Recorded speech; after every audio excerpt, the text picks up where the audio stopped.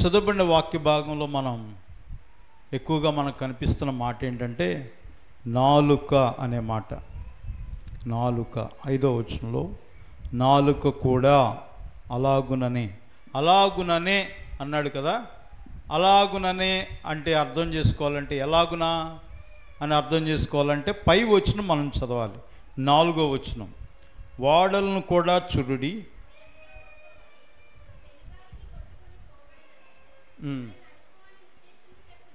పిల్లల్ని కొంచెం కంట్రోల్ పెట్టుకున్నా, ఊరుకోబెట్టుకోండి.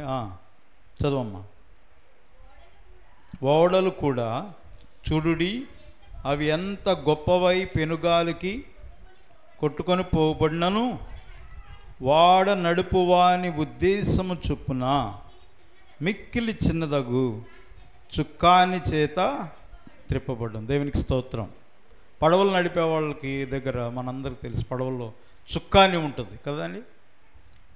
దారి ఎక్కడికైతే చేర్చాలో దాని ద్వారా చక్కగా చేర్చబడుతుంది. వాడలు కూడా ఏమైపోతాయి అట ఒక్కొక్కసారి, పెనుగాలికి ఏమైపోతాయి, రాయబడిన చూడండి అక్కడ, కొట్టుకొని. కానీ దాన్ని నడిపేటువంటి ఉద్దేశము అక్కడ నెరవేర్చబడుతుందట. చూడండి మళ్ళీ ఒకసారి చదవండి అన్నమాట. దాని నడుపువాని ఉద్దేశం చొప్పున మిక్కిలి చిన్నదగు అన్నాడు. ఇక్కడ చాలా చిన్నది. పరిశుద్ధ గ్రంథంలో మనం చాలా విషయాలు చిన్నవి చూస్తాం. చిన్న వాటి ద్వారా దేవుడు కార్యాలు చేశాడు. దేవునికి స్తోత్రం. చాలా చిన్నవే కదండి. చాలా చిన్న వాటిని ఉపయోగించుకున్నాడు.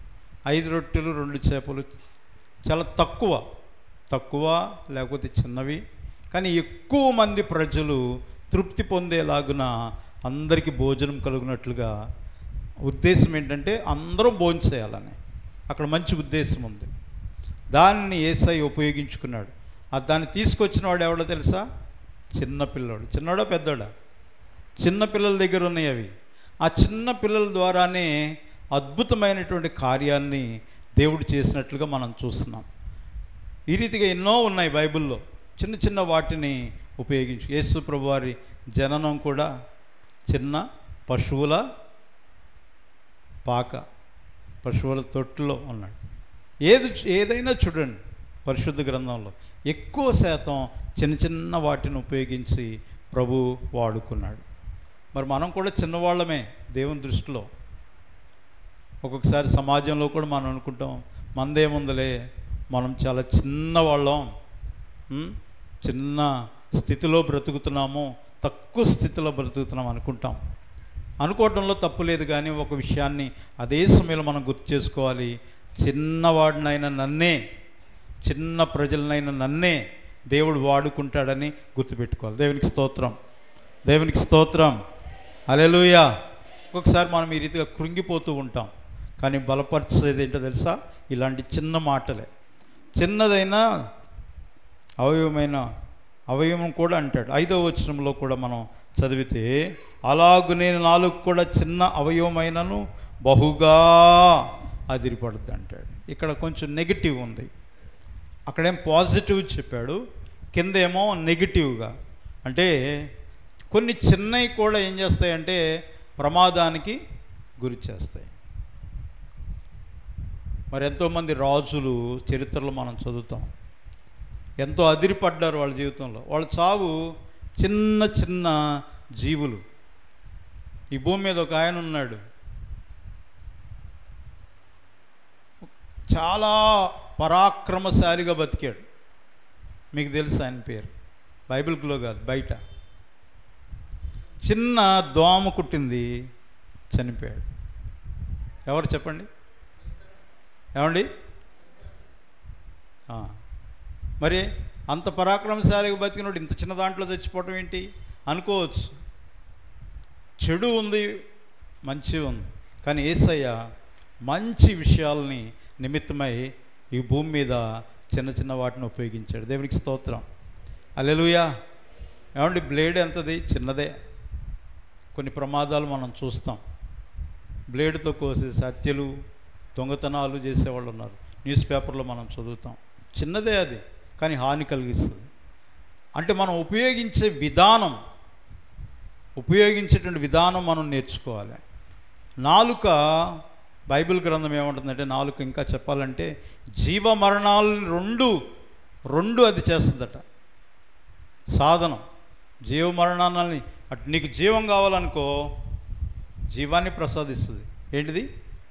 నాలుక. చెప్పండి, నాలుక. అదే మరణం అనుకోండి, అది కూడా నాలుక ద్వారా ప్రసవిస్తుంది. కాబట్టి రెండు మన చేతుల్లోనే పెట్టాడు దేవుడు.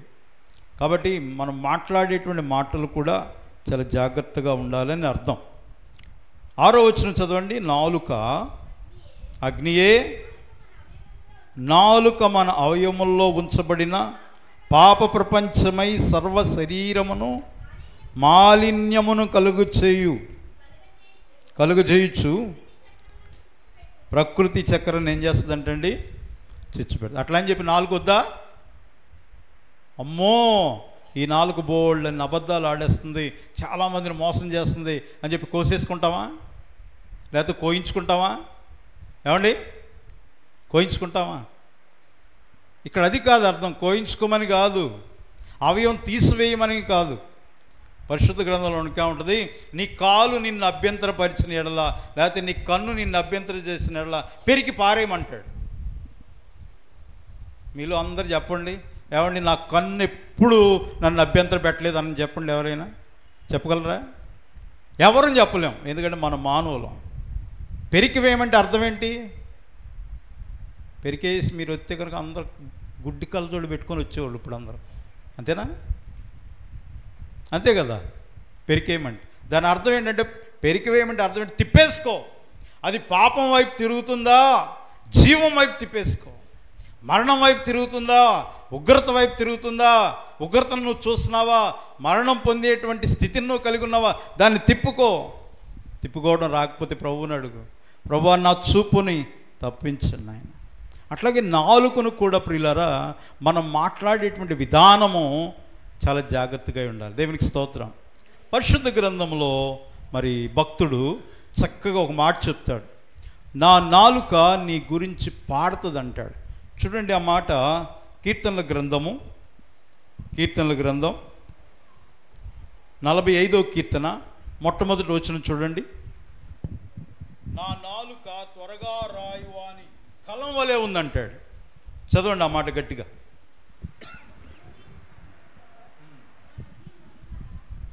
ఒక దివ్యమైన సంగతితో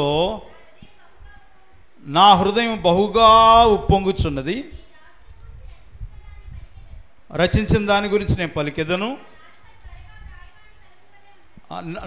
నా వెనక చెప్పండి మీరందరూ, నా నాలుక త్వరగా చెప్పండి, నా నాలుక త్వరగా వ్రాయువాని కలం వలె ఉన్నది. నా నాలుక త్వరగా రాయువాని కలం వలె ఉన్నది. మీరు ఎక్కడైనా చూసారా త్వరగా రాసేస్తారు? నేను మాత్రం ఒక చోట చూసాను, డాక్టర్ గారు చాలా స్పీడ్గా రాసేస్తారు. అర్థం కాదు ఇది ఎవరికి, ఆ లెటర్స్ అర్థం కావు. కానీ ఇదేంటి గీతలు గీసారు అంటారు ఎవరైనా, అబ్బో ఇది డాక్టర్ గారు రైటింగ్ లాగా ఉందరో అంటారు. అర్థం కాకపోయినా ఒకవేళ డాక్టర్ గారు రాసిస్తే మెడికల్ షాప్ అతనికి అర్థం అవుతుంది కదా, మెడిసిన్ ఇస్తాడు. ఇదేంటి ఎలా రాశారు అని పారేయరు. అంటే ఒక ఉపయోగకరమైన రాత, స్పీడ్గా అట్లని చెప్పి ఆదివారం నిన్న మా పాస్టర్ గారు స్పీడ్గా రాయమని బైబిల్లో చెప్పారు అని చెప్పి రేపు మీ నోట్ పుస్తకాల్లో స్పీడ్గా రాయమాకండి, మీ మిస్ కొట్టుద్ది. మీ మాస్టర్ లేకపోతే మీ ప్రిన్సిపల్ మీ రైటింగ్ని అంగీకరించారు. ఇక్కడ అర్థం ఏంటంటే, ఒక ఉపయోగకరమైనటువంటి రాత ఎలా ఉంటుందో నా నాలుక త్వరగా రాయువని నాలుకలే ఉంది. దేవునికి స్తోత్రం. ఇక్కడ ఇంకో కింద ఏమంటాడు, నా నాలుక త్వరగా రాయను కలం వలె ఉన్నది,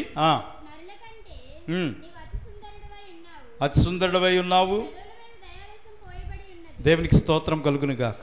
ఒక దివ్యమైన సంగతి. పాడదామా పాట? పాడదామా?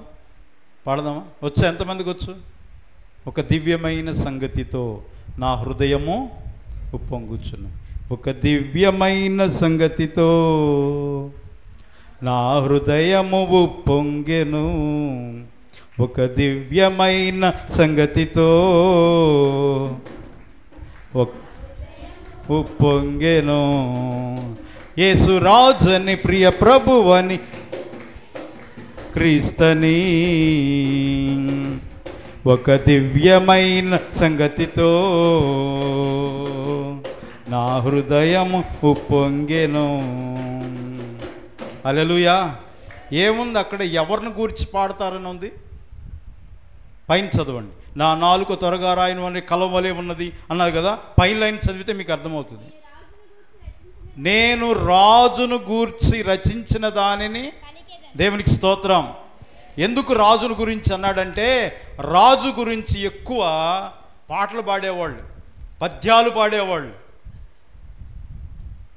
మా బైబిల్ కాలేజీలో చదివేటప్పుడు ఒక ఆయన కృష్ణా జిల్లా కైకలూరుకి చెందినటువంటి ఒక వ్యక్తి, ఈ రోజున ఆయన సిఎస్ఐ చర్చిలో పెద్ద బిషప్ గారు, నా ఫ్రెండ్ వివేకానంద్ అని ఉన్నాడు. మేమందరం పాటలు పాడుతూ ఉంటే ఆయన పద్యాలు పాడేవాడు. పద్యాలు, క్రైస్తవ పద్యాలు, క్రిస్టియన్ పోయమ్స్ పాడేవాళ్ళు ఎవరన్నా ఉన్నారా అని అంటే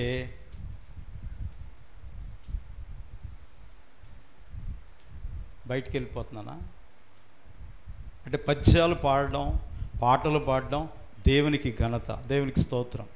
మీకు ఈ విషయం ఎందుకు చెప్తున్నారంటే, ఒక రాజు గురించి పాడుతున్నప్పుడు ఆ రాజు గురించి పాడిన తరువాత, ఆ రాజు ఏ రాజు అయినా అవ్వచ్చు, పాట పాడినా, పద్యం పాడినా, ఏది పాడినా, నువ్వు ఏదన్నా విన్నవించుకుని, రాజుగారు అయ్యా నాకు 1 ఎకరం పొలం కావాలండి, నాకు 2 ఎకరాల పొలం కావాలి, విన్నవించుకుంటావే, ఆ విన్నపాన్ని రాజు ఆలకిస్తాడట. వాక్యంలో ఉంది చూడండి ఒకసారి. ఎజ్రా గ్రంథము 7వ అధ్యాయం 6వ వచనం చదవండి. ఎజ్రా గ్రంథము 7వ అధ్యాయము 6వ వచనం.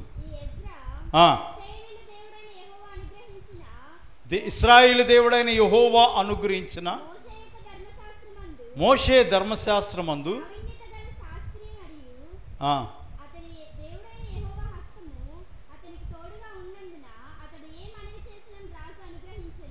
ఏ హాని చేసినను, ఏ మనవి చేసినను, హాని కాదు, ఏ మనవి చేసినను.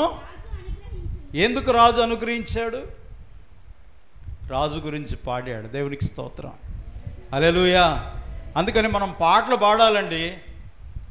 పాటలు ఏం చేయాలి? చదవాలా? పాటలు ఏం చేయాలి? పాడాలి. పద్యాలు పాడేవాళ్ళు. మా ఫ్రెండ్ వివేకానంద పద్యాలు అలా పాడేవాడు అనమాట. ఎందుకయ్యా నీకు పద్యాలు వచ్చంటే, ఇంతకుముందు నాటకాలలో ప్రభువుని అంగీకరించకముందు నాటకాలలో పద్యాలు పాడేవాళ్ళు అనేవాడు. ఆ పద్యాలన్నీ మాకు నేర్పించేవాడు, కానీ మాకు అంత ఇంట్రెస్ట్ ఉండేది కాదు. ఏం పద్యాలు? క్రైస్తవ పద్యాలు పాడే ఒక ఆయన ఉన్నాడు. ఆయన ప్రభు దగ్గరికి వెళ్ళిపోయాడు. జయరాజు గారని మన ఆంధ్రప్రదేశ్, తెలంగాణ, ఇటు మద్రాసు, ఇటు కర్ణాటక అన్ని ప్రాంతాల్లో తిరిగి పద్యాలు పాడేవాడు. యేసయ్య పద్యాలు ఇంతకుముందు మైకాలో కూడా వచ్చాయి. ఇప్పుడు వేయట్లేదు ఎవరు, ఇప్పుడంటే పాటలు వచ్చేసినాయి. కాబట్టి ప్రియమైన దేవుని బిడ్డలారా, నేను చెప్పడంలో ఉన్న ఉద్దేశం ఏంటంటే, మన నాలుక దేవుని గురించి పాడాలి. హల్లెలూయా, హల్లెలూయా. గట్టిగా చెప్పండి. నాలుగుతో చెప్పండి, నోటుతో చెప్పండి, మొహమాటం లేకుండా చెప్పండి, బిగ్గరగా చెప్పండి. దేవునికి స్తోత్రం. కాబట్టి ప్రియమైన వాళ్ళారా, దేవునికి పాడుతూ స్తుతిస్తూ ఉండాలి. నీకు ఎప్పుడైనా నిద్ర రావట్లేదా? పాటలు పాడు. వాక్యంలో ఉంది. నువ్వు సంతోషంగా ఉన్నావా? పాటలు పాడు. దుఃఖంలో ఉన్నావా? ప్రార్థన చేయి. సంతోషంగా ఉన్నప్పుడు పాటలు స్తుతిస్తూ మహిమపరుస్తున్నప్పుడు దేవునికి ఎంతో ఘనత వెళ్తుంది, దేవునికి ఎంతో మహిమ వెళ్తుంది. కాబట్టి మన నాలుక ఎవరిని గురించి అంటే, రాజాది రాజు అయిన యేసుక్రీస్తు ప్రభు గురించి పాటలు పాడాలి. దేవునికి స్తోత్రం. మట్లాదివారం రోజున యెరూషలేములో ప్రియులారా, అనేక మంది ఆ కొమ్మలన్నీ నరుక్కొని వచ్చి ఆ గాడిద మీద కూర్చున్న యేసయ్య, గాడిద నడుస్తూ ఉన్నప్పుడు ఆ గాడిద నడవటానికి చక్కటి వస్త్రాలు పరిచారు, కొమ్మలు తీసుకొచ్చి కొమ్మలు వేశారు. ఎంత ఘనత అంటే ఒకవైపు యేసయ్యకు ఘనత ఉంది, మరోవైపు గాడిద కూడా ఘనత వచ్చిందా లేదా? గట్టి చెప్పాలి. వచ్చింది అంతే. డౌటా మీకు? వచ్చింది. గాడిద ఘనత వచ్చింది. ఎప్పుడైతే యేసు ప్రభువారు మనలో ఉంటారో, అంటే మనం ఎప్పుడైతే ప్రభుని పాడుతూ స్తుతిస్తూ ఘనపరుస్తూ పాడుతూ ఉంటామో ప్రభు నామని ఘనత వస్తుంది. ఆ ఘనత ఒక్క యేసయ్యకే కాదు, గుర్తుపెట్టుకోవాలి. ఆ ఘనతను దేవుడు మనకు కూడా ఇస్తాడు. దేవునికి స్తోత్రం. అలా ఎందుకంటే మనం ఆయన బిడ్డలం, మనం ఆయన ప్రజలం. దేవుడికి ఘనత వచ్చిందంటే మనకు ఘనత, మన తల్లిదండ్రులకు ఘనత వచ్చిందనుకోండి, మన నాన్నకో నా అమ్మకో ఘనత వస్తే మనకు వచ్చినట్లే. మా అమ్మగారు అని చెప్పుకుంటాం. ఎంత ఘనత చెప్పుకుంటామండి? మా నాన్నగారండి అని చెప్పుకుంటాం. అది మనకు ఘనత. అట్లాగే ప్రియమైన దేవుని బిడ్డలారా, దేవుడు ఘనత వస్తే దేవుడే మనల్ని ఘనపరుస్తూ ఉంటాడు. నన్ను ఘనపరచువారిని నేను ఘనపరుస్తాను. కాబట్టి మన నాలుకతో దేవుణ్ణి ఘనపరచడం, స్తుతించడం నేర్చుకోవాలి. ఇక్కడ అంటాడు, నా నాలుక త్వరగా రాయువాని కలం అంటే, ఈ కాలం పిల్లలు చెప్పండి, కలం అంటే ఏంటి? పెన్న. తెలుసా మీకు?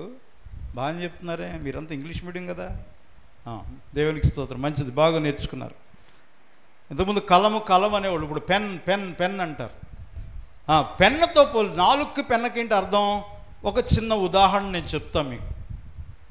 ఒక ఆయన వెళ్ళి ఆఫీసులో సార్ దగ్గర తల వంచి చేతులు రెండు కొట్టుకొని, ఆ సార్ చాలా స్ట్రిక్ట్, ఒక్కరోజు కూడా సెలవు ఇవ్వడట. ఆదివారం సెలవు ఇవ్వడు, ఏ రోజు సెలవు ఇవ్వడు. చేతులు కట్టుకుని, సార్ నేను ఎప్పుడు మిమ్మల్ని సెలవు అడగలేదు సార్, మా అమ్మగారి ఆరోగ్యం బాగోలేదు, చాలా కండిషన్ బ్యాడ్గా ఉంది, మా అక్క వాళ్ళు చూస్తే దూరంగా ఉన్నారు, నేను దగ్గరగా ఉన్నాను సార్, నాకు సెలవు కావాలి, మా అమ్మగారికి బాగోలేదు అన్నాడట. వినట్టుగా సార్ ఏమో రాసుకుంటున్నాడట. ఏంటి మళ్ళీ చెప్పు అన్నాడట. అప్పుడు ఏమవుద్ది? మనకి ఒళ్ళు మండుద్ది. చెప్పినప్పుడు వినడా? ఈయనేం ఆఫీసరా? మరి ఆయన స్ట్రిక్ట్ కదా, ఎంత స్ట్రిక్టో చూడండి. మరి చెప్తున్నప్పుడు వినాలి కదా. మళ్ళీ అన్నాడు అంటే అర్థం ఏంటంటే అక్కడ వినబడలేదని కాదు అర్థం, వినబడింది సార్కి. మళ్ళీ అడగడు అంటే సెలవు అడుగుతావా అని అర్థం అక్కడ. లేదు సార్ అంటే అప్పుడు అన్నాడట, గివ్ మీ ఇన్ రైటింగ్, నువ్వు అడుగుతున్నావే దాన్ని రాతపూర్వకంగా ఇమ్మన్నాడు. అర్థమైందా మీకు? త్వరగా రాయవని కాలం అంటే మనకి ఇబ్బంది వచ్చినప్పుడు ప్రియులరా, మన కష్టం వచ్చినప్పుడు పెన్ను ఏ రీతిగా అయితే ఒక అప్లికేషన్ రాసి నాకు సెలవు కావాలండి, లేకపోతే ఏదైనా అర్జీ పెట్టుకున్నప్పుడు నాకు ఫలాంది కావాలండి, నాకు ఇది ఫలానా అవసరం తీర్చబడాలని ఏ రీతిగా అయితే మనం రాసి పరిపూర్ణంగా చక్కగా ఇది పక్కా, ఇది కన్ఫర్మ్ అని ఇస్తామో, అట్లాగే దేవుని సన్నిధిలో ప్రియులారా, దేవుడి దగ్గర మన నాలుక ఎలా ఉండాలట? రాయువాని. హలో నిద్రపోతున్న సోదరమండలారా, లెగండమ్మా. అందుకే మధ్యలో ఎగ్జాంపుల్ చెప్తున్నాను. మీ అందరు నిద్ర లేపడానికి ఒకటి చెప్తానే. మేము చదువుకునే రోజుల్లో, హై స్కూల్ చదువుకునే రోజుల్లో సైన్స్ మాస్టర్ అంటే భయం, రాజుగారని ఇప్పటికి ఉన్నాడు. ఆయన పెద్దోడు అయిపోయాడు, చాలా పెద్దోడు అయిపోయాడు. ఏమనేవాడు కాదు, క్లాస్కి రాకపోతే దగ్గరకు వచ్చి, ఎరా నిన్న క్లాస్కి రాలేదేంటి అనేవాడు. ఆ పక్కనోడు కూడా తెలియదు ఆయన ఏం అడుగుతున్నాడు. ఇంకప్పుడు కాళ్ళు చేతులు కడకడకడకడ వణిపోయి కాళ్ళుకి చేతులకి చెమటలు పట్టేసి ఆయన వెళ్ళిపోయే లోపు ఈ పక్కన నిలబడితే ఒక దెయ్యం నిలబడిందేమన్నట్టు ఉంటుంది ఆ చెమట, అంత భయం. ఒక్క చించేస్తానేమో అనుకున్నాడు, రేపు మానేమంటే అనేవాడు, అంతే వెళ్ళిపోయేవాడు, అంత భయం అనమాట. ఇంకా ఆ తర్వాత ఏమైంది తెలుసా, ఆయన ఏ క్లాస్కి వెళ్ళేవాడు వాళ్ళందరూ ఎప్పుడైతే మానేశారో, వింటున్నారా, ఎరా నేను రాలేదండి, మా నాయనమ్మ చచ్చిపోయిందండి. అవునా? ఆ రోజుల్లో సెలవు సీటీలు అడిగేవాళ్ళు కాదు, లీవ్ లెటర్ అడిగేవాళ్ళు కాదు. పాపం సరే కూర్చునేవాడు. ఇది విన్నారండి అందరూ. ఇంక వరుసనే మొదలుపెట్టారు. ఎప్పుడైతే ఈయన క్లాస్ ఉంటుందో ఆ రోజు క్లాస్ ఎగ్గొట్టడానికి స్కూల్ ఎగ్గొట్టేసేవాళ్ళు. ఎగ్గొట్టేసిన తర్వాత అందరూ మా నాయనమ్మ చచ్చిపోయింది, మా తాత చచ్చిపోయింది. ఒకడు దొరికేసాడు స్పాట్లో. ఒరే నీకు ఎంతమంది రా అమ్మమ్మలో? ఆడిటాగా చెప్పాడు, మా అమ్మమ్మ చచ్చిపోయిందండి. మొన్నే కదరా ఏడ్చి చెప్పావు. ఎంతమంది రా నీకు అమ్మమ్మలో? ఎంతమంది అమ్మమ్మలో ఎంతమంది నాయములు చచ్చిపోతున్నారా అంటే, టపాకాయలోడు సమాధి పెట్టిలోడు వాళ్ళు బాగుపడిపోతున్నారు, ఎంతమంది చచ్చిపోతున్నారా మీకు అని ఒక్కొక్కరిని పట్టుకొని కర్ర పట్టుకొని దబ్బా కొడదామంటే, అమ్మ చచ్చిపోలేదు, నాయనమ్మ చచ్చిపోలేదు. రే మీ అమ్మ నాయన తీసుకురండి అన్నారు. సెలవు సీటు రాసి ఏమని అడగచ్చు కదా. అప్పుడు వాళ్ళ అమ్మ నాన్న నిజం చెప్తే నాలుగుతో అప్పటి నుంచి ఈ పద్ధతి పెట్టారు. ఏంటి? లీవ్ లెటర్ రాసేవరా. మళ్ళీ రోజుల తర్వాత మారినాయి కదండి. రోజులు మారటం అంటే అర్థం ఏంటి? పిల్లలను కొడితే మాస్టర్ని కొట్టడం నేర్చుకున్నారు కదా బళ్ళో. ఈ పద్ధతులన్నీ తీసి ఇదేంతా ఎందుకు? అమ్మా బాబు అడిగితే, ఇదిగో నాయన నీ కొడుకు రాసిచ్చిన ఉత్తరం ఉంది, పెన్నుతో స్వయంగా చెయ్యి పట్టుకొని త్వరగా రాసిచ్చాడే, అది రాసిచ్చాడు అని చూపించడానికి. ప్రియమైన దేవుని బిడ్డల, బైబిల్ గ్రంథంలో నాలుక అబద్ధములు పలికే నాలుకనుంది, కొండెములు పలికే నాలుకనుంది, మోసపూరితమైన నాలుకనుంది. రకరకాలుగా ఈ చెడు గురించి ఎంతైతే ఉందో నాలుగు గురించి భయంకరంగా ఉంది. వాటిని గురించి నేను చెప్పదలుచుకోలేదు, కాకపోతే మీరు సరిగ్గా ఎంటలేదని మధ్యలో ఈ చెడుకి వెళ్ళిపోవాల్సి వస్తుంది. అందుకే జాగ్రత్తగా వినండి. దేవునికి స్తోత్రం. ఆ నాలుకలు మనకు దూరం అవును గాక అంటలేదు. ఉండాలా? పెట్టుకోండి నాశనం ఇచ్చేది. ఆ చెడు నాలుకలు, కొండాలు చెప్పే నాలుకలు, అబద్ధం ఆడే నాలుకలు అన్నీ యేసు నామములో దూరంగా పోవునుగాక. ఆమేన్. ఈ నాలుక త్వరగా రాయు అని కలం అంటే, కలం అంటే అర్థం ఏంటంటే నువ్వేదైతే రాస్తున్నావో అది నిజమై ఉండాలి. నిజం ఎవరి నుంచి వస్తుంది? సత్యం ఎవరి నుంచి వస్తుంది? సత్యవంతుడైన మన ప్రభు అయిన యేసుక్రీస్తు ద్వారా. దేవునికి స్తోత్రం. హల్లెలూయా.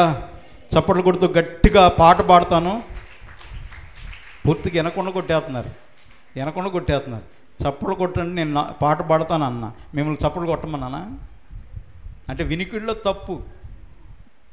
ఆ చెవి బాగుపడును గాక, మీ దూది తీయబడును గాక, మీ ఇయర్ ఫోన్స్ దూదిలో నుంచి బయటకు వచ్చును గాక. వినండి జాగ్రత్తగా. దేవునికి స్తోత్రం. ఒక దివ్యమైన సంగతితో కొట్టండి, చప్పట్లు గట్టిగా కొట్టాలి. ఒక దివ్యమైన తో నా హృదయము ఉప్పొంగెను. గట్టిగా. ఒక దివ్యమైన సంగతితో నా హృదయము ఉప్పొంగెను. యేసురాజని ప్రియ ప్రభువని నా ప్రియుడు క్రీస్తని. ఒక దివ్యమైన సంగతితో నా హృదయము ఉప్పొంగెను. హల్లెలూయా. మీ చప్పట్లు ఎక్కువగా వినబడ్డాయా? ఆడు కొట్టిన కాంగో ఆ డ్రమ్ సౌండ్ ఎక్కువ వచ్చిందా కదా? అందుకని నువ్వు కొట్టమాకే. ఇప్పుడు కొట్టండి. మళ్ళీ ఒకసారి పాడదాం. ఒక దివ్యమైన నా హృదయము ఉప్పొంగెను. గట్టిగా. ఒక దివ్యమైన సంగతితో నా హృదయము ఉప్పొంగెను. హల్లెలూయా. ఇప్పుడు గట్టిగా చప్పట్లు కొట్టండి. డబ్బు. హల్లెలూయా. దేవునికి స్తోత్రం. సరే, నాలుగు నాలుకల కోసం చెప్పేస్తాను. అవి చెడ్డ నాలుకల కోసం చెప్పను. ఆల్రెడీ మీరు చాలాసార్లు అబద్ధం ఆడే నాలుక, కొండెముల నాలుక, మరణం ఇచ్చే నాలుక, ఇంకా రకరకాల నాలుకల కోసం విని ఉంటారు. నేను చెప్పే మాటలు మంచి నాలుకల కోసం. అవి ఆల్రెడీ వినేశారు కాబట్టి చెప్పట్లేదు. ఒకటి, త్వరగా రాయువా అని కలం వలె మన నాలుక ఉండాలి. రెండవది, నా నాలుక దినమెల్లా నీ నీతిని వర్ణించును అంటాడు. చూడండి, పరిశుద్ధ గ్రంథంలో కీర్తనల గ్రంథము 71వ కీర్తన 24వ వచనం. 71 Psalms 71 verse 24. గట్టిగా చెప్తున్నాను, త్వరగా క్యాచ్ చేసి కరెక్ట్గా చదవండి.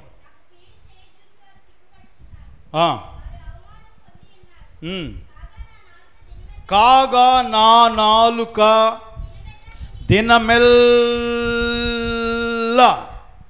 దేని గురించి పాడుతుందట? వర్ణించుది. పాడటం కాదు, వర్ణించటం, ఎక్స్ప్లెయిన్ చేయటం. పాడటం వేరు, వివరించడం వేరు. దేవునికి స్తోత్రం, దేవునికి స్తోత్రం, హల్లెలూయా. నువ్వేం చేయాలి? ప్రభువు నీతిని ఏం చేయాలి? రోజు వర్ణించాలి. దేవునికి స్తోత్రం. రాత్రిపూట అందరూ పడుకుంటారు కాబట్టి వారికి వర్ణించలేం. కాబట్టి దినమెల్ల ప్రజలు మేల్కొని ఉంటారు. ఎవరిని గురించి వర్ణించాలంటే, అయ్యా దేవాది దేవుడు నీతిమంతుడండి, యేసయ్య నీతిమంతుడు. ఆయన నీతిమంతుడు కనుకే మనందరి పాపముల కొరకు నీతిమంతుడైన యేసయ్య మన పాపముల కొరకు సిలువలో వేయబడ్డాడు. ఆయన చనిపోయాడు, తిరిగి పునరుద్ధానుడై లేచాడు. దేవునికి స్తోత్రం. నీతిని గురించి వర్ణించడం అంటే దేవుని నీతిని కోసం మనం వర్ణించాలి. అయ్యా ఒకప్పుడు మనందరం పాపులం, మన పాపాన్ని తీసివేసి పరిశుద్ధమైన దేవాది దేవుని నీతిని మనకిచ్చాడు. ఎలా ఇచ్చాడు? ఆయన మరణం పొందడం ద్వారా ఇచ్చాడు. వివరించాలి.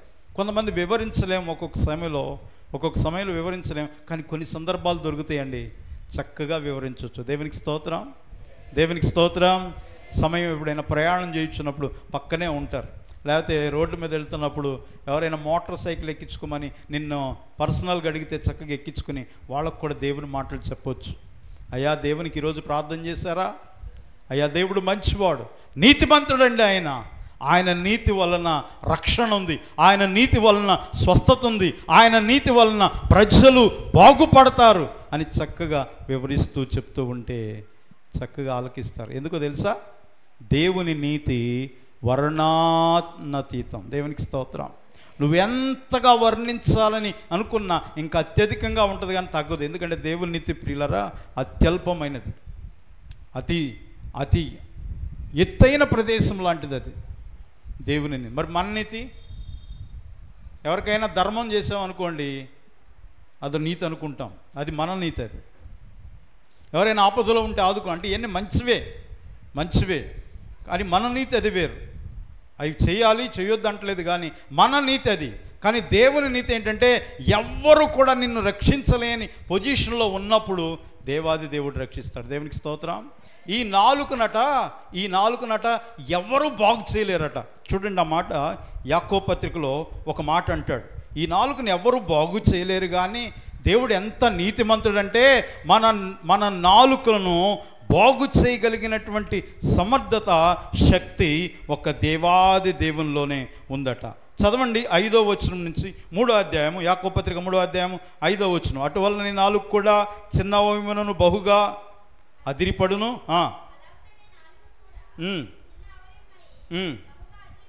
అదిరిపడును. నిప్పు ఎంత విస్తారమైన అడవిని తగలబెట్టును. నాలుక అగ్నేయే.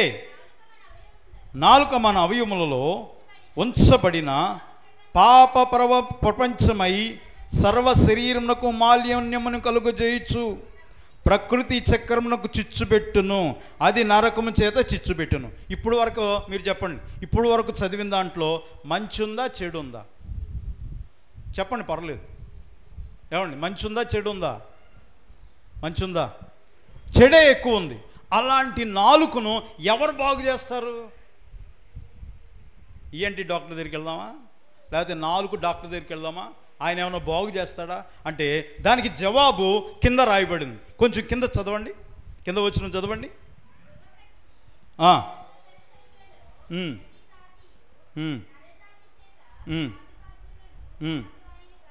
సాధుజాలను కానీ సాయి చేయలేరని చేయనేరుడు. దేంతో నిండిందంటండి? మరణకరమైన అనలేదు ఇంత అంతవరకు. మరణకరమైన, అమ్మ బాబోయ్ ఎంత భయంకరం.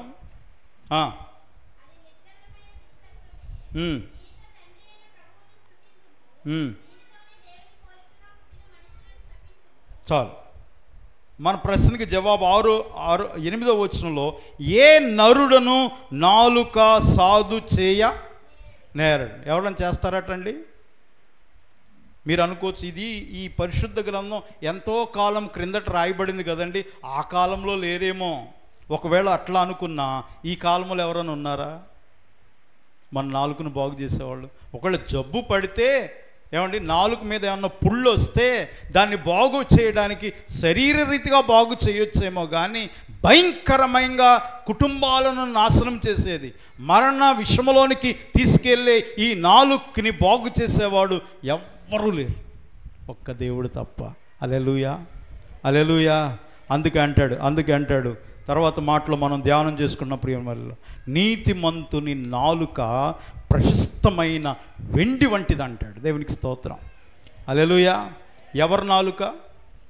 నీతి. ఎప్పుడు నువ్వు నీతిని గురించి వర్ణిస్తే నా దేవుడు నీతిమంతుడు. హల్లెలూయా.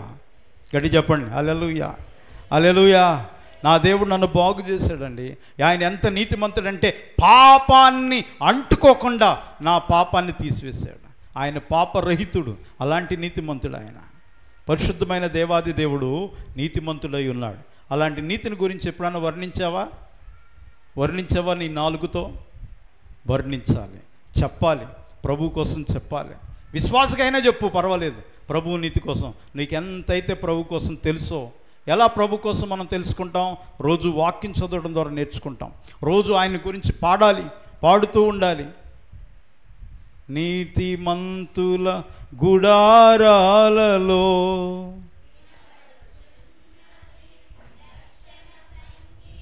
నువ్వు కూర్చో. నీతిమంతుల గుడారాలలో. ఎవరి గుడారాలలో? గుడారాల్లో ఏమవుద్ది? ఏంటిది? అది నువ్వు నీతిని కోసం ఒకవేళ చెప్పకపోయినా కనీసం పాట పాడుతున్నప్పుడు చక్కగా పాడాలి. ఒకవేళ ఒక్కొక్కసారి మన మాటలు ప్రజలు అంగీకరించకపోవచ్చు. అందుకని ఏం చేయాలంటే పాటల ద్వారా ప్రభువులోనికి తీసుకురావాలి. దేవునికి స్తోత్రం ప్రియులారా. మేము యూఈఎస్ఐ అనే ఒక స్టూడెంట్స్ మినిస్ట్రీ ఒకటి ఉంది.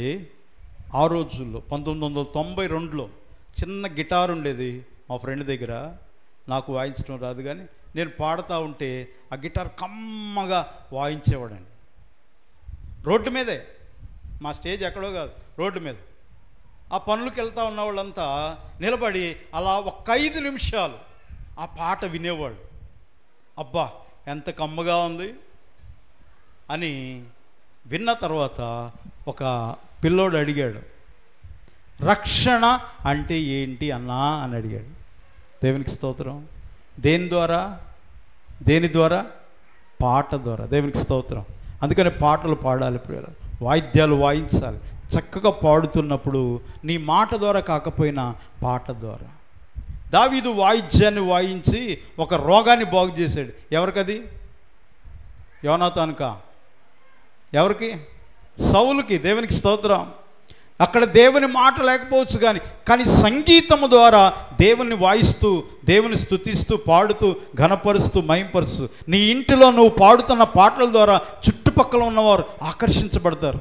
దేవుని నీతి వారి జీవితంలో వారికి తెలియజేయబడుతుంది, వాళ్ళు తెలుసుకుంటారు. కాబట్టి ఇక్కడ ఏమన్నా అంటే నీతిమంతుని నాలుక ప్రశస్తమైన వెండి వంటిది అంటాడు. చూడండి సామెతల గ్రంథం, ఆ మాట ఎక్కడుందంటే సామెతల గ్రంథంలో 10వ అధ్యాయము 20వ వచనంలో ఉంది. చూడండి, నీతిమంతుని నాలుక ప్రశస్తమైన వెండి వంటిది.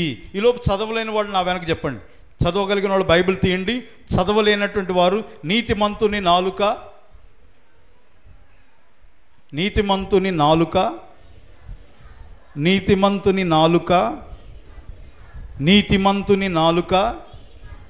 ప్రశస్తమైన వెండి వంటిది. నీతిమంతుని నాలుక ప్రశస్తమైన వెండి వంటిది. అందరూ చెప్పాలి, నీతిమంతుని నాలుక ప్రశస్తమైన వెండి వంటిది. పాస్టర్ గారండి నాకు వెండి అంటే ఇష్టం లేదన్న వాళ్ళు మీరు చేయొద్దండి. నాకు ఇష్టమే, నాకు వెండి అంటే ఇష్టం లేదండి. అందరం ఇష్టమే. దేవునికి స్తోత్రం. వెండిలో కూడా రకాలు ఉంటాయి కదండి, కానీ ఇక్కడ ఉన్న వెండి ప్రశస్తమైనది, ప్యూర్, చాలా ప్రశస్తమైనది. అంటే నాలుగుకి వెండికి ఎందుకు పోల్చాడంటే వెండి ఎంత అమూల్యమైందో నువ్వు నేను పలికే మాట నాలుగుతో పలికే మాట చాలా ప్రశస్తమైంది. దేవునికి స్తోత్రం కలుగును గాక. ఎవరైనా మంచి వ్యక్తి చనిపోయాడు అనుకోండి, చాలామంది బాధపడతారు, అనుకుంటారు కనీసం బతికుంటే మంచం మీదన్నా ఉంటే బాగుండు, ఏమన్నా మాట సహాయం అన్నా చేసేవాడు కదండి. ఏమండి వాళ్ళ మాట అంత ముఖ్యమా? అవునండి, బంగారం లాంటి మాట, వెండి మాట. ఆయన మాట చాలా వెండితో పోల్చుకోవచ్చండి అంటారు. అంటే అంత విలువైనది. దేవుని బిడ్డగా ప్రియులారా, నువ్వు నేను పలికే మాటలు ప్రశస్తమైన మాటలు. దేవునికి స్తోత్రం. మళ్ళీ చెప్పండి, నా నాలుక కాదు, నీతిమంతుని నాలుక ప్రశస్తమైన వెండి వంటిది. ఇంకా బాగా అర్థం చేసుకోవాలనుకుంటే ఇదే సామెతల గ్రంథం 8వ అధ్యాయం 9వ వచనం చదవండి. 8, 9 సామెతలు, ప్రోవెర్బ్స్ 8, 9, 8వ అధ్యాయము 9వ వచనం.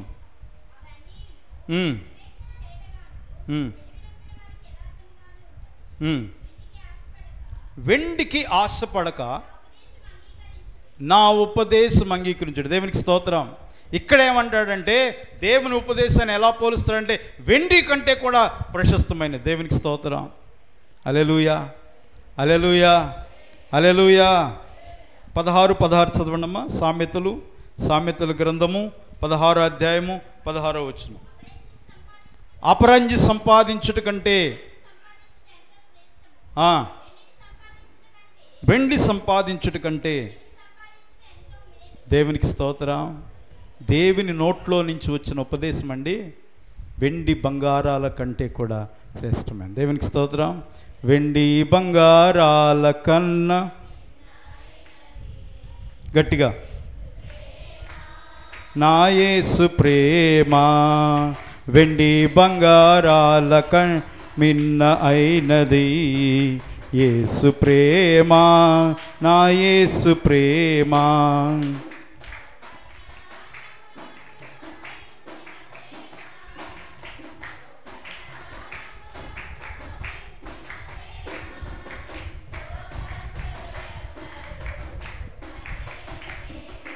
లోకస్తులు ఎవ్వరు చూపలేని ప్రేమ వెండి బంగారాల కన్నా యేసు ప్రేమ, నా యేసు ప్రేమ. హల్లెలూయా, హల్లెలూయా. వెండి శ్రేష్టమైనది మనకు తెలుసు, ప్రశస్తమైనది మనకు తెలుసు. కానీ దేవుని నోట్లో నుంచి వచ్చిన ఉపదేశం లేకపోతే ఆయన ప్రేమ వెండి బంగారాల కంటే కూడా ఉత్తమమైన. దేవునికి స్తోత్రం. హల్లెలూయా. మొట్టమొదటి ప్రియులరా, నా నాలుక త్వరగా రాయువని కలంబలే ఉన్నదన్నాడు. రెండవది, నా నాలుక దినమెల్లా నీతిని గురించి ఏం చేస్తుందట? వర్ణిస్తుంది. మూడవది కనుక మనం చదివితే ఏంటిది? నీతిమంతుని నాలుక ప్రశస్తమైన వెండి వంటిది. నాలుగవది, సాత్వికమైన నాలుక. అందరు చెప్పండి, సాత్వికమైన నాలుక. సామెతల గ్రంథము 25వ అధ్యాయము 15వ వచనం. 25:15 చదవండి. సామెతలు 25:15 ముగిచ్చేస్తున్నాను. దీర్ఘశాంతము చేత సాత్వికమైన నాలుక దేన్ని నెరగొట్టదండి? ఎముకలను నలగొడుతుందట. ప్రభుకి స్తోత్రం చెప్పండి ఒకసారి. హల్లెలూయా.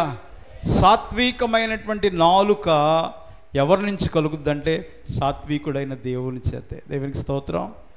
ధన్యతలో మనందరం చదువుకుంటాం, సాత్వికులు ధన్యులు, వారు ఏం స్వతంత్రించుకుంటారని ఉంది. హల్లెలూయా. చదవండి అమ్మ మాట. మత్తయి సువార్త 5వ అధ్యాయంలో ఉంటుంది. సాత్వికులు ధన్యులు. ఎన్నో వచనం? 5వ వచనం. సాత్వికులు ధన్యులు. హల్లెలూయా. ఏ లోకాన్ని?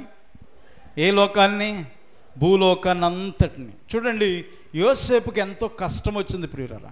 కానీ పళ్ళెత్తి నోరెత్తి తన నాలుకతో ఎవరినైనా ఎప్పుడైనా ఒక చిన్న మాట, చెడ్డ మాట అన్నాడా?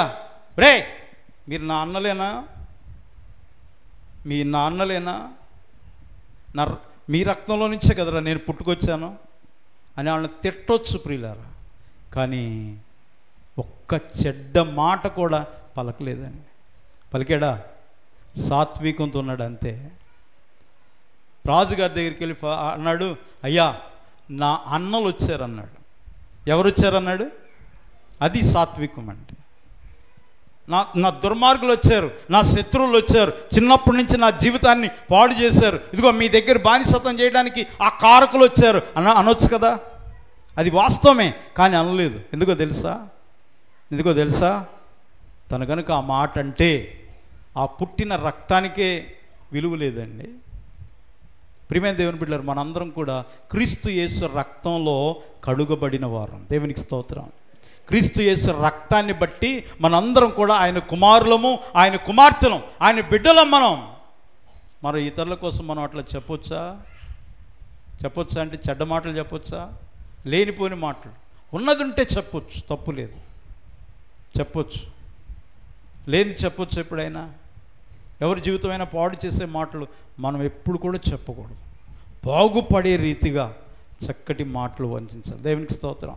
కరువులో వచ్చారు పాపం, అయ్యా కొంచెం ఏమన్నా ధాన్యం ఉంటే మాకు ఇవ్వండి, ఈ కరువు కాలంలో మేము బ్రతుకుతాం అని పాపం చెయ్యి చాపుకొని వచ్చారు.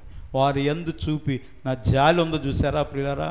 ఆ జాలి పడి రాజుగారి దగ్గరికి వెళ్ళి పలికేడే నోటితో మాటలో అవి సాత్వికమైన నాలుక. దేవునికి స్తోత్రం. హల్లెలూయా. దాన్ని ఆత్మీయంగా తీసుకుందాం ప్రియులారా. మన తోటి సహోదరులు ఎంతోమంది సువార్త తెలియక, దేవుని ప్రేమ తెలియక, దేవుని గురించి తెలియక నశించిపోతున్నారు.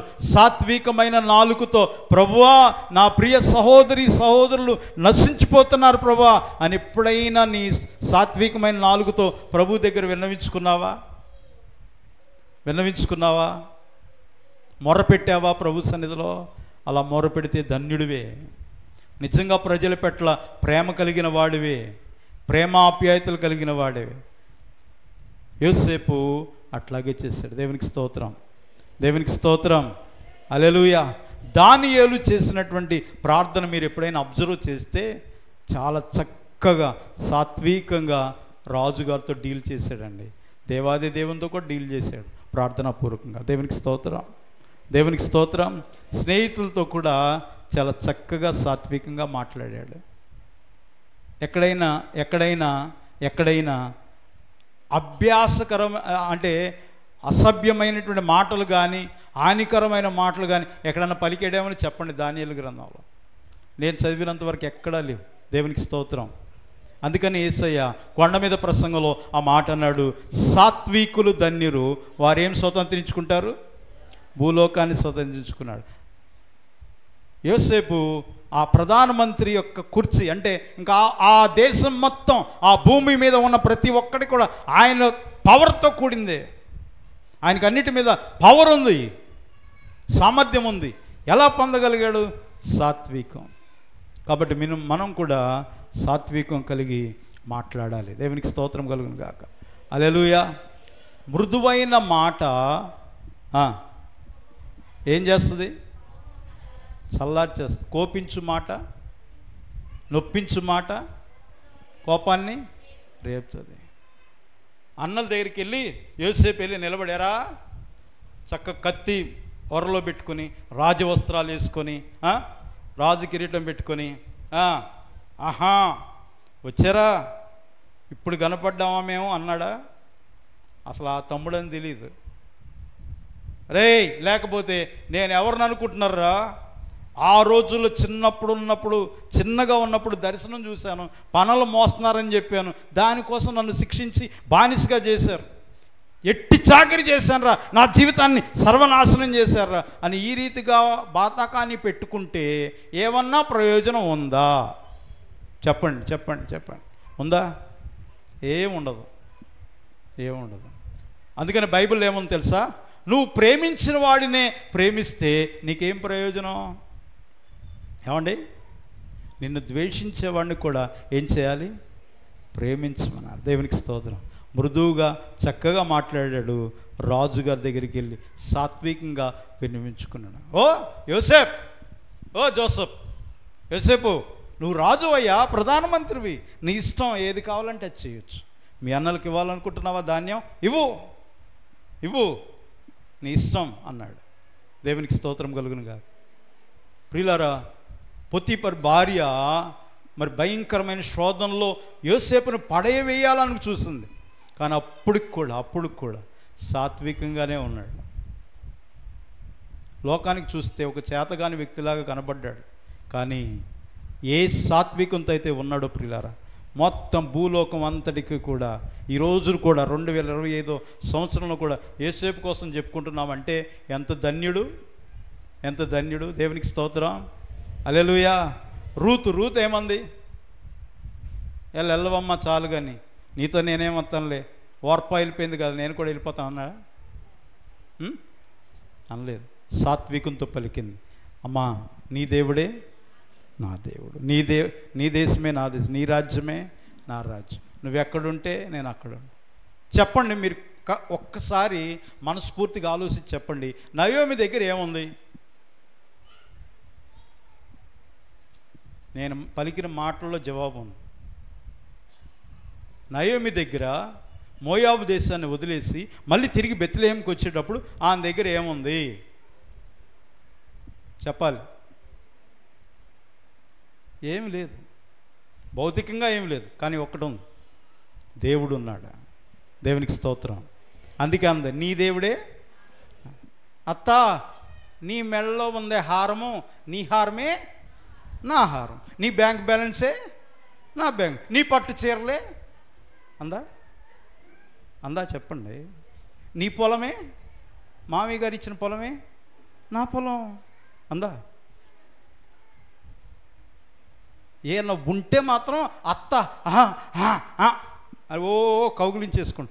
ఏమీ లేకపోతే ఏముందా నీ దగ్గర, ఇంకేం బయలుదేరు, చచ్చిన తర్వాత వస్తాం అన్నట్టు లేదా లోకం? చెప్పండి. సాత్వికమైన నాలుగుతో పలికిన ఆ మాటలు తనను ఎంతవరకు తీసుకెళ్ళి అంటే, బోయాజును పెళ్లి చేసుకుని ఏ భూమిలో అయితే పరిగేరుకుందో ఆ భూమి మొత్తానికి రాణి అయిపోయింది. హల్లెలూయా, హల్లెలూయా. యేసయ్య మాటలో సత్యం ఉంది ప్రియులారా. సాత్వికమైన నాలుగు పెట్టుకో. ఇందాకడే చదివాం, నా పొరుగువారు నాకు కీడు చేయాలనుకున్నారు, నేనైతే నా దేవుని గురించి నేను నా నాలుగుతో పాడతానన్నాడు. దేవునికి స్తోత్రం. నీకెవరైనా కీడు చేయాలని చూస్తున్నారా? పాటలు తీ. ఏం తీయాలి? పాటలు తీయటం పాస్టర్ గారు? బూతులు తీయాలి కానీ, కర్రలు తీయాలి కానీ, కత్తులు తీయాలి కానీ, కత్తి లాంటి మాటలు తీసి పొడిచేటట్టు మాట్లాడాలి. పాటలు తీయమంటారేంటి? బైబిల్ అలా చెప్తుంది. పోనీ అది చేసి చూడు, అది లోకం చెప్తుంది. లోకం చెప్పినట్టుగా ఇని నీ మనసంతా ఇసుకుపోయింది. తిడతావు, ఎవరన్నా నీకు కేటు చేశారనుకోండి, తిడతావు అనుకుందాం. అమ్మా వినండి, తిట్టావు, ఒక్క 5-10 నిమిషాలు, ఒక పావు గంట, మహా అయితే ఒక 3 గంటలు మనసు అమ్మయ్యా నేను అనేసాను, నా కక్ష తీర్చేసుకున్నాను అనుకో. మళ్ళీ తర్వాత ఎలా ఉంటుంది మనసు? గ్యారంటీగా ఒకటి చేస్తుంది. నీ మనసు ఏంటో తెలుసా? ఏం చేస్తుంది తెలుసా? నువ్వు తిట్టావు కాబట్టి మళ్ళీ మళ్ళీ మళ్ళీ మళ్ళీ మళ్ళీ మళ్ళీ తిట్టడానికి నీ మనసు ప్రేరేపిస్తా తప్ప నిన్ను సాత్వికంగా చెయ్యలేదు. అదే నాలుకతో, ఏం నాలుకతో తిట్టాలనుకున్నావు? దేవుని గురించి పాడు, దేవుని స్తుతించు, మహింపరచు. నీ మనసు నిండా స్తుతులతో నిండిపోద్ది కాబట్టి ఏ కీడు వచ్చినా, ఈవెన్ ఏ చేతబడి శక్తి అయినా సరే ఆ స్తుతి మందుల నిలవలేదు, దూరంగా పారిపోద్ది. చప్పటి కూడా దేవుని కనపడు. హల్లెలూయా, హల్లెలూయా. దానికి చక్కటి ఉదాహరణ పౌలు శీలలే. ఒక ఆమెను బాగు చేశారు. ఏం చేయాలి? ఒక యవనస్తురాలని బాగు చేశారు. దయ్యం పడితే రోగిష్ఠై భయంకరమైన స్థితిలో ఉంటే పౌలు శీలలో ప్రార్థన చేస్తే ఆ అమ్మాయి బాగుపడింది. అంతే, తీసుకెళ్ళిపోయి జైల్లో వేసారు. జైల్లో వేయటం కీడా మేలా? వింటున్నారా? కీడా మేలండి. జైల్లో అయితే మేలండి చెప్పండి, వేసేస్తాను. ఇప్పుడు జైలు కీడు. ఇప్పుడు మీరు చెప్పండి, పౌలు శీలలు ఏమని ప్రార్థన చేయాలి? ప్రభువా నాయనా, దుర్మార్గులు ప్రభువా, నీ ప్రేమ గురించి తెలియని వాళ్ళు నాయనా, వాళ్ళని శిక్షించేయి, ఇగో గాబ్రియేలు దూతను పంపించేయి, అగ్ని కురిపించేయి, మా మీద కాదు ప్రభువా, నాశనం చేసి అగ్ని కురిపించే ప్రార్థన చేసేవాళ్ళు లేరా? పౌలు శీలలు ఏం చేశారంటే ప్రియులారా, రాత్రి అంతా పాటల పుస్తకం లేదు కానీ వాళ్ళ దగ్గర, వాయించడానికి కంజర్ లేదు, వాయించడానికి డ్రమ్ము లేదు, హార్మోనియం పెట్టి లేదు. ఇంకా ఆ డబ్బా ఉందా? డబ్బు వాయిస్తున్నాడు కదా, ఆ డబ్బా ఉందా? ఏమీ లేదు. చేతుల్లో కనీసం చప్పట్లు కొట్టమంటే ఓ చప్పడుగా కొడుతున్నారు. కానీ మీరు వాళ్ళ దగ్గర కనీసం చప్పట్లు కొట్టడానికి లేవు, చేతులు రెండు కట్టేశారు.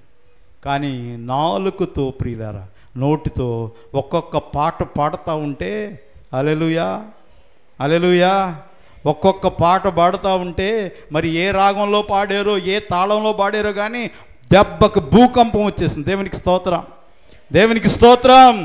సాత్వికులై జైలర్ దగ్గర తగ్గించుకొని, జైలర్ వైపు, మనుషుల వైపు, కీడు వైపు చూడకుండా దేవుని స్తుతించడం ప్రారంభించారు. అక్కడ భయంకరంగా భూకంపం వచ్చింది. వీళ్ళ హృదయాలు మాత్రం స్థిరంగా గట్టిగా ఉన్నాయి. అప్పుడు జైలు అధికారి వచ్చి తాను చంపుకోబోతుంటే, ఏయ్ జైలు అధికారి, అయినా చంపుకోవద్దు, మేము ఎక్కడికి పారిపోలేదు, మేము చేతగాని వాళ్ళం కాదు.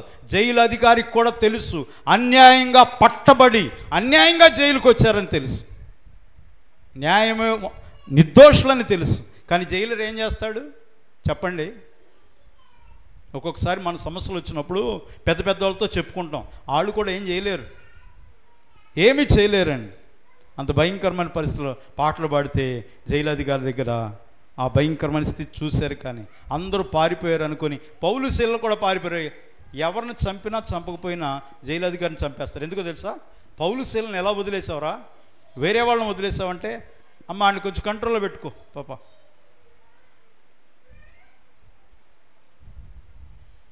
వాళ్ళ చుట్టూ ఆవరించబడింది ఏంటో తెలుసా? దేవుని సన్నిధి. దేవునికి స్తోత్రం చెప్పండి. ఎట్లా? నోటుతో స్తుతించడం ద్వారా. సాత్వికమైన నాలుక ఎంత ప్రశస్తమైందంటదండి, వెండి కంటే కూడా ప్రశస్తమైనది. దేవునికి స్తోత్రం. స్తుతించడం ప్రశస్తమైనది, దేవుని సన్నిధి ప్రశస్తమైనది. నీ జీవితంలో ఏదైనా కీడు వెంటాడుతుందని నీకు అనిపిస్తుందా? ఈ మధ్యాహ్న కాల సమయంలో నీకు పాటల పుస్తకంలో చదివి పాడటం రాకపోయినా నీ నోటితో పాడు, వచ్చిన పాటలైనా స్తుతి పాటలు పాడు. దేవుడు నీ నాలుకని జీవము కలిగిన నాలుగుగా చేస్తాడు. దేవునికి స్తోత్రం. హల్లెలూయా. మరణ ఛాయల్లో నేను నిన్న సభవరం సేవకుల మీటింగ్కి వెళ్ళాను. ఇద్దరు సేవకులు నిలబడ్డారట, సాక్ష్యం చెప్తున్నారు. ఇద్దరు ఒకరినొకరు చూసుకుందాం అనుకున్నారట. అదే సమయంలో ఇద్దరు సిక్ అయిపోయారు. ఒక ఆయన ఏమో అపోలో హాస్పిటల్లో ఉన్నాడు, ఒక ఆయన ఏమో Q1 హాస్పిటల్లో ఉన్నాడు. ఒకే లైన్లో 6 దగ్గర. ఇద్దరు ఎక్కడున్నారట? ICUలో ఉన్నారట. నేను వాళ్ళు చెప్పిన సాక్ష్యం వింటే నాకు ఆశ్చర్యం అనిపించింది. ఇద్దరం మేము ICUలో ఉన్నాం, ఒకరినొకరు చూసుకోలేం, వేరే పక్కనే ఉన్నాం కానీ చూసుకోలేం, కానీ చచ్చిపోయే స్థితిలో. మరి ఆ టైంలో ఏం చేశారు? హృదయంలో అలా పాటలు పాడుకున్నారట. నాలుగుతో పాడడానికి అవదు, ICUలో ఉన్నారు, ఇంకా చచ్చిపోతారు అనుకున్నారు. ఒక ఆయన ఇక్కడ తవ్వవానిపాలెంలో ఉంటాడు, ఒక ఆయన కొత్త వలసలో ఉంటాడు. ఈ ఇద్దరు పాస్టర్ గారు ప్రియమైన వాళ్ళు చచ్చిపోతారు. మేము కూడా అనుకున్నాం, ఎందుకంటే మాకు రోజు మెసేజ్లు వచ్చాయి, ఈయన చచ్చిపోతాడు అనుకున్నాం. అంత ప్రార్థన ఒకవైపు చేస్తున్నాం కానీ అంటే కండిషన్ అంత భయంకరంగా ఉంది. నేను వాళ్ళు చెప్పిన సాక్ష్యం ఏంటి తెలుసా? సాత్వికంగా ప్రభు సన్నిధిలో అట్లా మౌనంగా పాటలు పాడుకున్నామండి, దేవుడే బ్రతికిచ్చాడు. దేవునికి స్తోత్రం. ఆ రోజు పౌలు శీలలు చేసింది బైబిల్లో మనం చూడలేదు కానీ చదువుతున్నాం అంతే. కానీ ఈ రోజున ప్రాక్టికల్గా ఒక్కొక్కరి జీవితాల్లో చూస్తున్నాం. ప్రియమైన దేవుని బిడ్డ, మరణ పాసల్లో ఉన్నటువంటి వ్యక్తులను కూడా నువ్వు జీవం కలిగిన దేవుణ్ణి, జీవం గల నీ నాలుకతో సాత్వికంతో చక్కగా పాటలు పాడు, స్తుతించు. దేవుడు నీకు జీవాన్ని ఇస్తాడు, శక్తినిస్తాడు, బలాన్ని ఇస్తాడు. నువ్వు కృంగిపోయిన వేళల్లో పాటల పుస్తకం అందుకే కొనుక్కోమంటాను అందరిని. ఊరికి బిజినెస్ కోసం నేను చెప్పట్లా, డబ్బులు తీసుకోవడానికి అని చెప్పట్లేదు, లేదా వాళ్ళు ఏదో బాగుపడతారని కాదు.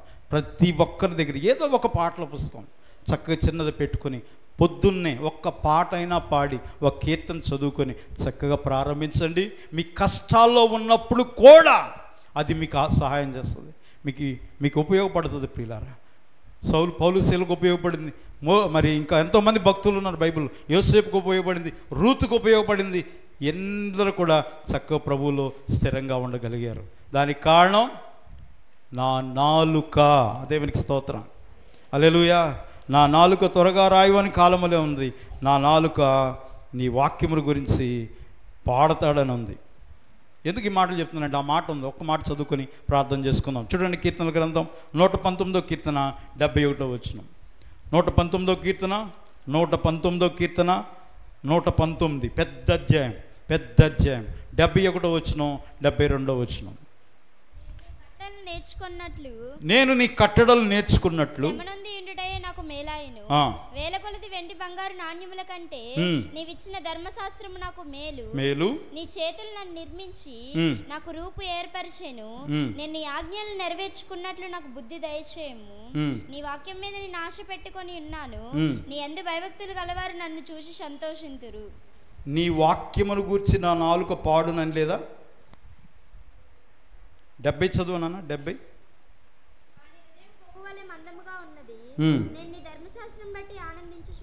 నీ ధర్మశాస్త్రం బట్టి నేను ఆనందించున్నాను.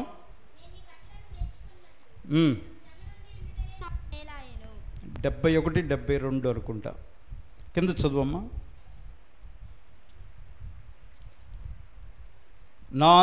నీ వాక్యమును గూర్చి నా నాలుక పాడును అంటాడు. 119, 71, 72. ఓకే, నేను అది తప్పుగా నోట్ చేసుకున్నానేమో, క్షమించండి. 119వ కీర్తనలో ఆ మాట ఉంటుంది, నీ వాక్యమును గూర్చి నా నాలుక పాడును అని ఉంటుంది.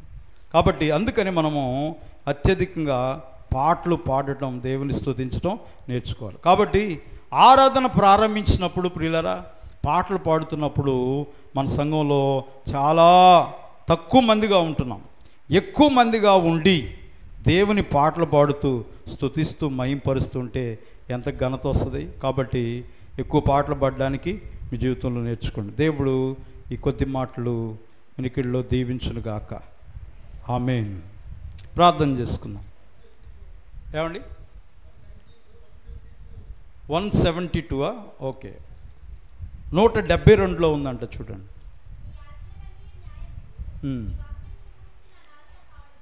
నీ వాక్యమును గురించి నా నాలుక పాడును. దేవుని థ్యాంక్ యూ. నీ వాక్యమును గురించి నా నాలుక ఏమవుతుందంటే, అంటే దేనికోసం మనం పాడాలి? పాటలు పాడేటప్పుడు అది వాక్య సంబంధమై ఉండాలి. వాక్య సంబంధమై ఉండాలి, వాక్యంతో ఉండాలి. వాక్యంలో ఉన్న ప్రతి మాటే తీసుకొని చక్కగా కీర్తనలో మనం రాగాలు వేరు అవ్వచ్చు, కానీ రకరకాల రాగాలతో పాడుతాం, కానీ అర్థం ఒకటే ప్రియులారా. నడిపించు నానవ పాడండి ఒకసారి ఆగండి. యుద్ధము యెహోవాదే పాడండి. అదేటది ఇందాకడేమో స్లోగా పాడారు, నడిపించినానావా, ఇదేమో యుద్ధం అనేది స్పీడ్గా పాడారు. అంటే రాగము వేరవచ్చు, కానీ ఈ రెండు కూడా వాక్యములో ఉన్నవే. దేవునికి స్తోత్రం. ఎందుకంటే యేసయ్య చెప్పాడు, అయ్యా పేతురు, ఈ నావను కొంచెం లోతుగా నడిపించు, ఈ రెండు నావల్ని లోతుగా నడిపించమన్నాడు. దాని గురించి చక్కగా డాక్టర్ మాసిలమణి గారు అనేటువంటి భక్తుడు చక్కటి పాట రాశాడు. యుద్ధము యెహోవాదే. అనిల్ కుమార్ గారు దైవజనులు, సువార్థికులు, వాళ్ళు చక్కటి ఆయన పాట, అంటే ఆయన స్టైల్లో ఆయన పాడాడు, మాసిలమణి గారి స్టైల్లో మాసిలమణి. అట్లాగే ప్రియులరా, పాటలు రకరకాలు అవ్వచ్చు.